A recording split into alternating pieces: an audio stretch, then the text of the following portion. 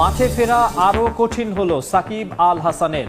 IFIC ব্যাংকের check dishonour মামলায় অলরাউন্ডারের বিরুদ্ধে গ্রেফতারি পরোয়ানা জারি।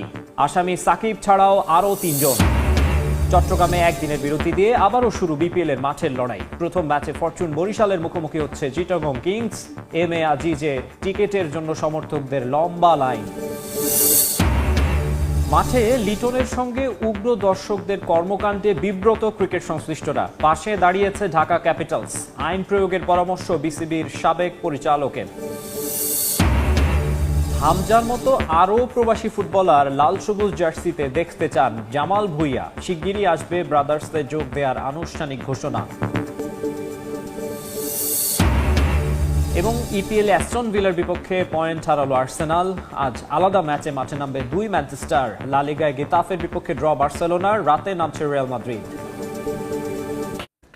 আইএফআইসি ব্যাংকের চেক ডিজঅনার মামলায় বাংলাদেশ জাতীয় ক্রিকেট দলের সদস্য সাকিব আল হাসানের বিরুদ্ধে গ্রেফতারি পরোয়ানা জারি করেছেন আদালত। আজ সকালে ঢাকার অতিরিক্ত চিফ মেট্রোপলিটন ম্যাজিস্ট্রেট জিয়াদুর রহমানের আদালত এই আদেশ দেন। সাকিব ছাড়াও এই মামলায় আরও 3 জনের বিরুদ্ধে গ্রেফতারি পরোয়ানা জারি করা হয়েছে। মামলার নথি থেকে জানা যায় সাকিব সহ 4 আসামির বিরুদ্ধে 4,14,57,000 টাকার ডিজঅনার মামলাটি করা হয় গত 15 ডিসেম্বর। মামলা করেন আইএফআইসি ব্যাংকের পক্ষে মোহাম্মদ শাহিবুর রহমান। অভিযোগে বলা হয় সাকিবের মালিকানাধীন এগ্রো ফার্ম ব্যবসায়ীকে উদ্দেশ্য বিভিন্ন সময় আইএফআইসি ব্যাংকের বনানী শাখা থেকে ঋণ গ্রহণ করে। তার বিপরীতে 2টি চেক ইস্যু করেন তারা। কিন্তু চেক দিয়ে টাকা উত্তোলন করতে গেলে পর্যাপ্ত টাকা না থাকায় তা ডিজঅনার করা হয়। পরে 18 ডিসেম্বর ওই মামলায় আসামিদের আদালতে হাজির হওয়ার জন্য আদেশ দেওয়া হয়। কিন্তু আসামিদের পক্ষ থেকে আদালতে হাজির না হওয়া এবং কোনো কিছু না জানানোয় আজ গ্রেফতারি পরোয়ানা জারি করা হলো।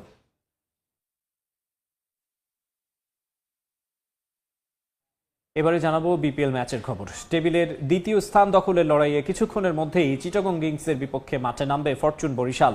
জহুর আহমেদ চৌধুরী স্টেডিয়ামে ম্যাচ শুরু হবে দুপুর 1:30টায়। চট্টগ্রাম থেকে মাহবুব রিমনের ম্যাচ প্রিভিউ।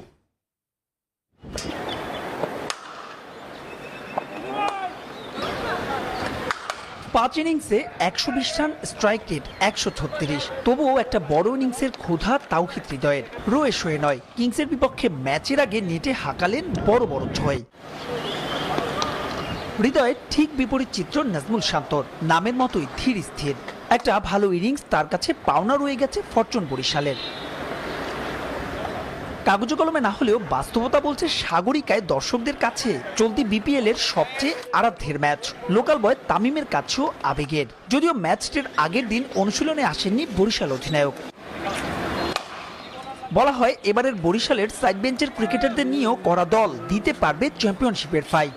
অবস্থাটা এমন যে মালানের মতো ক্রিকেটারেরও সুযোগ মিলে না সেরা 11-য়। এতে অবশ্য ইতিবাচক কিছুই খুঁজছেন এই টপ অর্ডার ব্যাটসম্যান।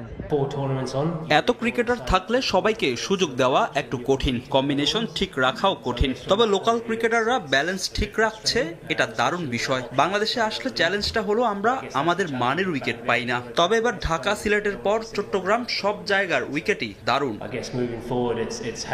নেটে টাইগার লিগে রিশাদের সঙ্গে মালানের মৃদু প্রতিদ্বন্দ্বিতা জমে উঠেছিল বেশ। রিশাদের পাশাপাশি মুগ্ধতা ছুড়ল তামিমের অধিনায়কত্বেও।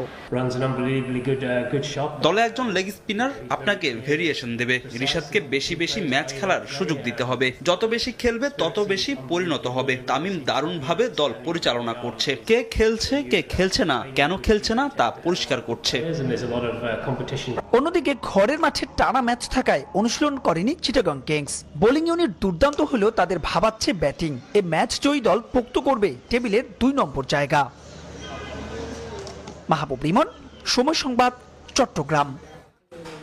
এদিকে জয়ের ধারা অব্যাহত রাখার মিশনে দ্বিতীয় ম্যাচে খুলনা টাইগার্সের মুখোমুখি হবে দুর্বার রাজশাহী। জহুর আহমেদ চৌধুরী স্টেডিয়ামে ম্যাচ শুরু হবে সন্ধ্যা 6:30টায়।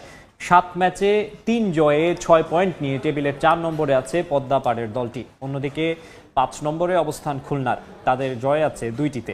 গেল 4 ম্যাচে জয় নেই মেহেদী হাসান মিরাজের দলের। অন্যদিকে পারিশ্রমিক সংক্রান্ত জটিলতার পরও শেষ ম্যাচে জয় তুলে নিয়েছে বিজয়ের দল। বিজয়, ইয়াসির রাব্বি, রায়ান বার্ল, জিসান আলমরা ব্যাট হাতে ফ্র্যাঞ্চাইজিটির মূল ভরসা। তাসকিনের সঙ্গে অন্যরা খুব একটা প্রতিদান দিতে পারছেন না। অন্যদিকে মিরাজের দল আশা জাগিয়েও আর জয়ের দেখা পাচ্ছে না। সিনিয়র আর অভিজ্ঞদের মিশেলে দল ভারসাম্যপূর্ণ হলেও হারের বৃত্তে দলটা এই ম্যাচ দিয়ে জয়ে ফিরতে মুখিয়ে আছে রূপসা পাড়ের দলটি।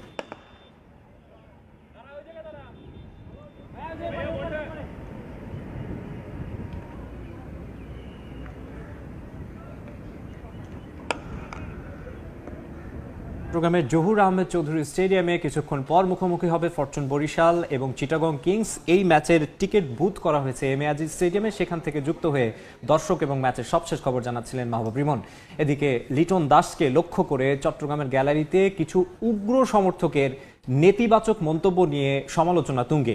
এই ঘটনার পর এলকেডির পাশে দাঁড়িয়েছে তার ফ্র্যাঞ্চাইজি ঢাকা ক্যাপিটালস, পাশে পাচ্ছেন সতীর্থদেরও। ভবিষ্যতে এমন ঘটনার পুনরাবৃত্তি রুখতে বিসিবিকে আইন প্রয়োগের পরামর্শ সাবেক পরিচালকের। চট্টগ্রাম থেকে মাহবুব রিমনের আরও একটা রিপোর্ট দেখে নেব। চাহনিতে অবিশ্বাস, ছলছল চোখ, দৃষ্টি উদাস। দূর থেকেও যে ভাষা পড়া যায় খুব সহজেই। গ্যালারির ওই দুয়োধ্বনি বুকে বিধে শেল হয়ে। ক্রিকেটারদের ক্যারিয়ারে উত্থান পতন আছে, থাকবে, সেটাই তো স্বাভাবিক। বাস্তবতা মেনে হবে সমালোচনাও, কিন্তু ব্যক্তিগত আক্রমণ কেন? বরাবরই ক্রিকেট প্রেমী হিসেবে পরিচিত চট্টগ্রাম এ যেন বড্ড অচেনা।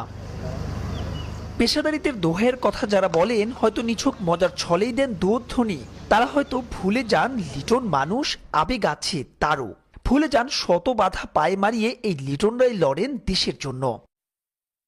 অবশ্য এমন ঘটনায় লিটনের পাশে দাঁড়িয়েছে তার ফ্র্যাঞ্চাইজি ঢাকা ক্যাপিটালস। পাশে পাচ্ছেন সতীর্থদেরও, যারা মনে করিয়ে দিচ্ছেন এই লড়াইয়ে এলকেডি একা নন মোটেও। বাংলাদেশের ক্রিকেট প্রেমীরা অনেক বেশি ইমোশনাল ক্রিকেটের প্রতি, এবং আমরা যথেষ্ট রেসপেক্ট করি তাদের কারণে ক্রিকেটটা এক জায়গায়। বাট আমার কাছে মনে হয় অ্যাট দ্য সেম টাইম কাউরে ডিসরেসপেক্ট করে আসলে কোনো কিছু লাভ হবে না, বাংলাদেশের ভালো হবে না।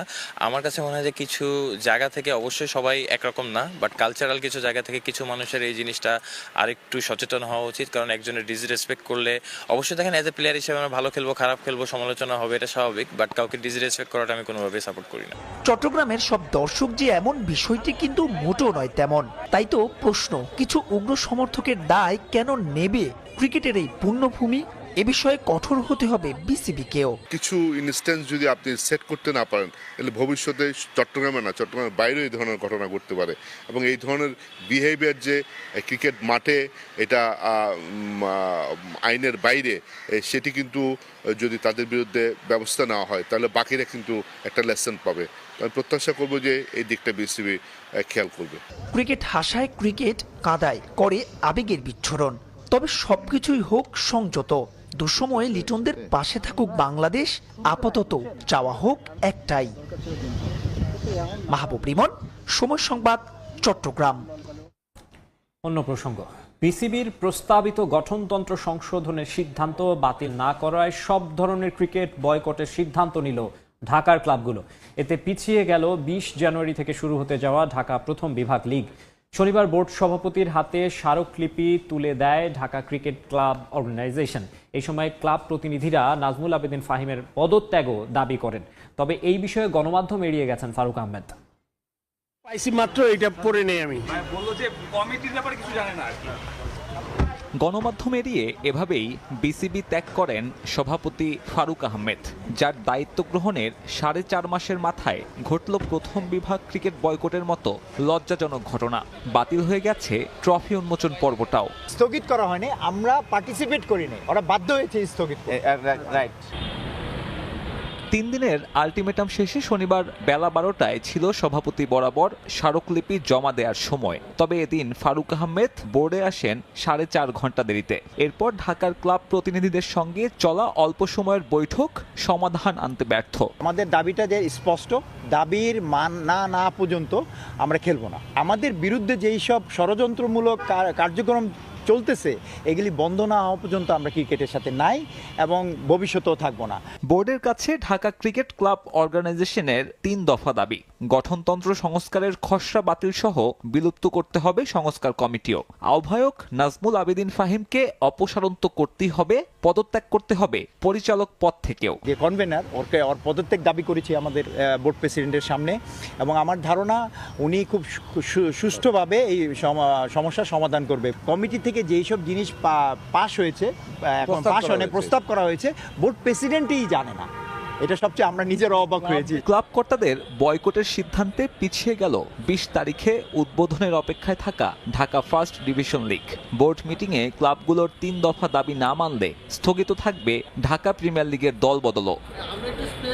সাব্বির মিথুন,